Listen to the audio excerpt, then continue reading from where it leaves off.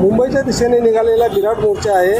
नेमकी याचं आयोजन कशासाठी आणि नेमकी आपल्या प्रमुख मागण्या काय याचं उद्दिष्ट आहे? सर, महाराष्ट्र शासन आदिवासी विकास विभागाने 21 मे 2025 रोजी बाह्य स्रोताद्वारे पदभरती करावी असा एक आदेश जारी केला. त्याआधी आम्ही लोक रोजंदारी तासिका तत्वावर गेल्या 10 ते 15 वर्षापासून इकडे काम करून आहे. गुणवत्ता चांगल्या पद्धतीने दिली आहे आणि मग शासनाचं म्हणणं आहे की हे लोक गुणवत्तापूर्ण नाही आहेत आणि म्हणून आम्हाला काढण्यात आलं.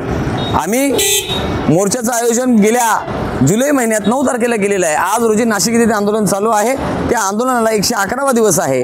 परंतु माननीय आदिवासी विकास मंत्री विखे साहेब, माननीय राज्याचे मुख्यमंत्री फडणवीस साहेब यांच्याशी चर्चा करून सुद्धा फक्त आम्हाला आश्वासने देण्यात आली. आमचं काम आम्हाला परत दिलं नाही, कारण या राज्य शासनाला फक्त खासगीकरण करायचं आहे आणि आम्ही म्हणून खासगीकरणाच्या निषेधार्थ विरोधात हे आंदोलन 14 तारखेला राजभवनाच्या दिशेने काढलेलं आहे. कारण हे आता राज्य सरकार आम्हाला न्याय देणार नाही.